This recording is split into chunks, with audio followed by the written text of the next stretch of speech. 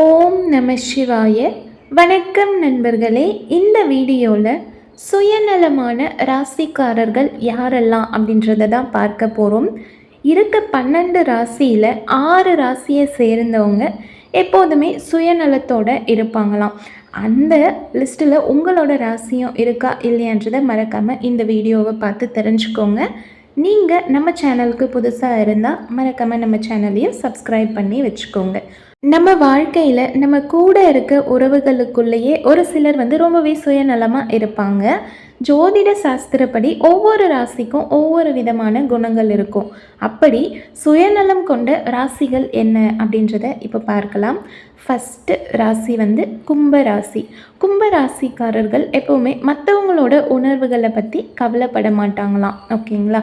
கும்ப ராசிக்காரர்களை பொறுத்த வரைக்கும் அவங்க யாருக்குமே கடன் படாத ஒரு சுதந்திர பறவை மாதிரி அவங்களையே அவங்க நினச்சிப்பாங்க. அதனால் எப்போவும் யாருக்காகவும் எந்த ஒரு கவலையும் படாமல் அவங்களோட லைஃப், அவங்களுடைய வாழ்க்கைக்கு என்னென்ன தேவை அப்படின்றத மட்டுமே யோசிச்சுட்டு இருப்பாங்களாம்.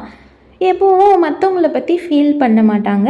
அதிகமாக அவங்களுக்குள்ள அவங்கள பற்றின சிந்தனைகள் மட்டும்தான் இருக்குமா.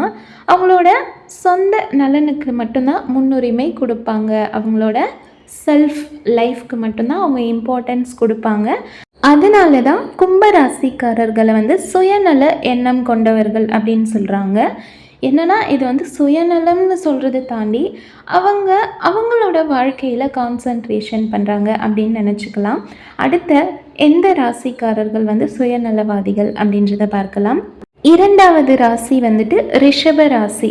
ரிஷப ராசிக்காரர்கள் எப்போவுமே தங்களை ரொம்பவே உயர்ந்தவங்களாக நினச்சிப்பாங்க.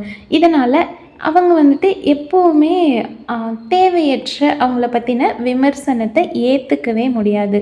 அவங்க எப்போவுமே எந்த ஒரு விஷயத்துலேயும் கட்டளை இடுபவர்களாக தான் இருக்கணும்னு ஆசைப்படுவாங்க. ஒருத்தர் சொல்கிறத செய்யணும்னு நினைக்க மாட்டாங்க. அவங்க சொல்கிறது தான் மற்றவங்க செய்யணும் அப்படின்னு சொல்லி ரொம்பவே ஆசைப்படுவாங்க. அதனால் அவங்க சுயநலம் மிக்கவங்க அப்படின்னு சொல்லி சொல்கிறாங்க. ஓகேங்களா? எப்போவுமே அவங்கள மட்டுமே அவங்க ரொம்ப ஹையாக நினச்சிக்கிட்டு எந்த ஒரு விஷயத்துலேயும் மற்றவங்களுக்காக மற்றவங்க சொல்கிறத செய்யாமல் அவங்களுக்கு என்ன தோணுதோ அதை மட்டும் செஞ்சுக்கிட்டு அவங்க சொல்கிறத மற்றவங்க செய்யணும் அப்படின்ற ஒரு தாட் இருக்கிறதுனால தான் இவங்க செல்ஃபிஷ் பீப்புள் அப்படின்னு சொல்லியிருக்காங்க. அடுத்ததாக எந்த ராசி இருக்குன்றதை பார்க்கலாம். மூன்றாவதாக சிம்ம ராசி. சிம்ம ராசிக்காரர்கள் மற்றவங்களோட கவனத்தை எல்லாம் தங்கள் பக்கம் இழுத்துக்கணும் அப்படின்னு சொல்லி யோசிப்பாங்க. எப்போவுமே ரொம்ப எல்லாரையும் அட்ராக்ட் பண்ணிடணும். அவங்க யாரையும் அவ்வளோவா கேர் பண்ணுறது அந்த மாதிரி இருக்க மாட்டாங்க. மற்றவங்களோட கவனத்தை இழுத்துக்கணும், எல்லாருமே நம்ம மேலே மட்டும்தான் கவனம் செலுத்தணும் அப்படின்னு சொல்லி நினைப்பாங்க. அவங்க எப்போவுமே தலைவர் மாதிரி ஒரு ஃபேமிலியாக இருந்தாலும் சரி, ஒர்க் பிளேஸாக இருந்தாலும் சரி, எங்கே போனாலும் அவங்க தான் அங்கே லீடராக இருக்கணும் அப்படின்னு சொல்லி விரும்புவாங்க. இதனாலேயே அவங்க சுயநலம் மிக்கவங்க, அவங்களுக்குள்ள சுயநல எண்ணம் இருக்குது அப்படின்னு சொல்லி யூகிக்கப்படுது. ஓகேங்களா? எல்லா இடத்துலையும் நம்ம சொல்கிறது மட்டுமே மற்றவங்க செய்யணும், நம்மளே லீடராக இருக்கணும், கிங்காக இருக்கணும்னு நினச்சா அது கண்டிப்பாக தப்பு தான். இடத்துக்கு ஏற்ற மாதிரி இருந்துக்கணும். ஓகேங்களா? அடுத்ததாக எந்த ராசி இருக்குன்றதை பார்க்கலாம். நான்காவதாக மிதுன ராசி. மிதுன ராசிக்காரர்கள் எப்போவுமே பல வகையான ஆளுமைகளை கொண்டவங்களாக இருப்பாங்க. அதனால தான் அவங்களோட உண்மைத்தன்மை பற்றி மற்றவங்களுக்கு தெரியாமையே போயிடுது. மிதுன ராசிக்காரர்கள் தங்களோட வசீகரத்தாலேயே மக்களோட இதயத்தெல்லாம் கவர்ந்துடுவாங்க.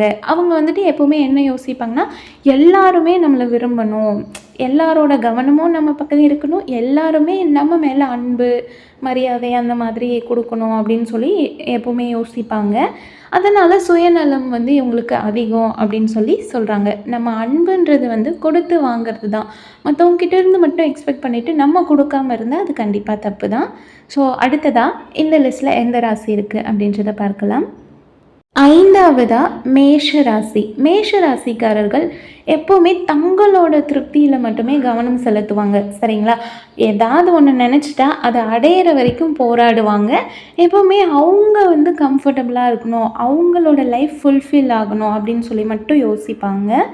ஏதாவது ஒன்று அவங்களுக்கு கிடைக்கணும்னு நினச்சா அதை கண்டிப்பாக அடைஞ்சே தீரணும் அப்படின்னு சொல்லி யோசிக்கிற ஒரு எண்ணம் கொண்டவங்க. அவங்க விரும்பியதை அடையிறது மூலயமா மற்றவங்க கஷ்டப்பட்டா அது தவறுன்னு சொல்லி நினைப்பாங்க. நம்ம விருப்பத்துக்காக மற்றவங்க ஏன் கஷ்டப்படணும் அப்படின்ற ஒரு நல்ல எண்ணமும் இருக்குது. அதே சமயம் அவங்க லைஃப் ஃபுல்ஃபில்லாக இருக்கணும், நம்ம நினச்சது நமக்கு கிடைச்சே தீரணும் அப்படின்ற ஒரு செல்ஃபிஷ்னஸ் அவங்களுக்குள்ளே இருக்க தான் செய்யுது. அடுத்ததாக எந்த ராசி இருக்குன்றதை பார்க்கலாம்.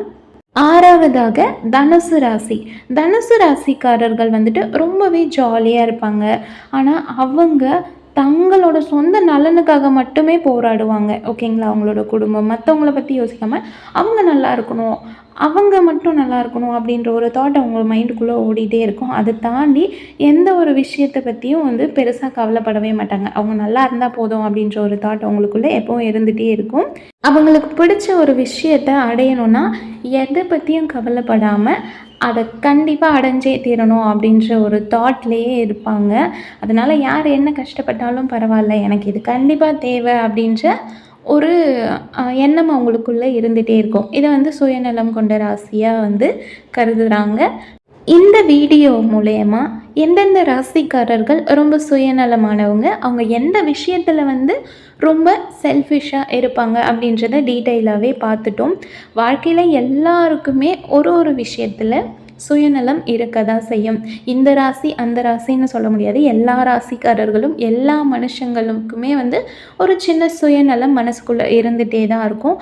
அதில் இந்த 6 ராசிக்காரர்களை பற்றி தான் நம்ம இந்த வீடியோவில் பார்த்துருக்கோம்.